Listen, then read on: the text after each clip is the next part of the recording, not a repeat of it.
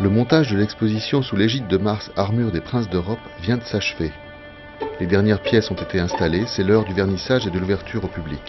L'occasion pour tous d'exprimer critiques, avis et volonté programmatique. Il me revient à cet instant de prononcer une allocution naturellement éternelle et de portée tout aussi internationale à l'occasion de l'inauguration de l'exposition sous l'égide de Mars, Armure des Princes d'Europe. Je ne pensais pas qu'on pouvait faire des choses aussi somptueuses avec des armures. Bien que ce soit des armures de parade, mais c'est vraiment fantastique le travail qui est réalisé dessus. L'armure, je le découvre.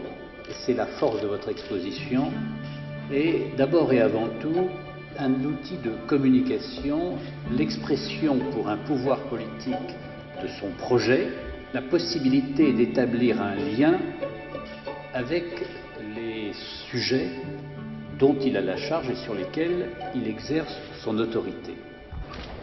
Et ce qui est très intéressant dans cette exposition, qu'on montre très bien comment, par exemple, le décor se présente et se crée. Mais la symbolique politique, pour moi, qui suis un homme politique, retient toute mon attention. On est impressionné, hein. Enfin, moi je suis vraiment impressionné. On s'aperçoit que c'est des armures royales et que la royauté est visible sur le... Même en temps de guerre, sur le champ de bataille, ils ont encore leur identité royale.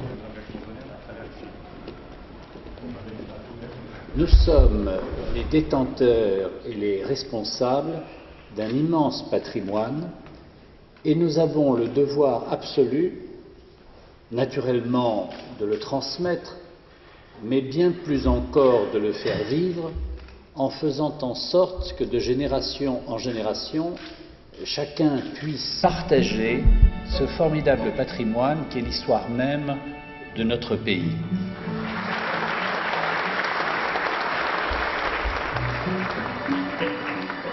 Voilà, je me dis, si j'avais un de mes petits-fils avec moi, ça lui plairait beaucoup.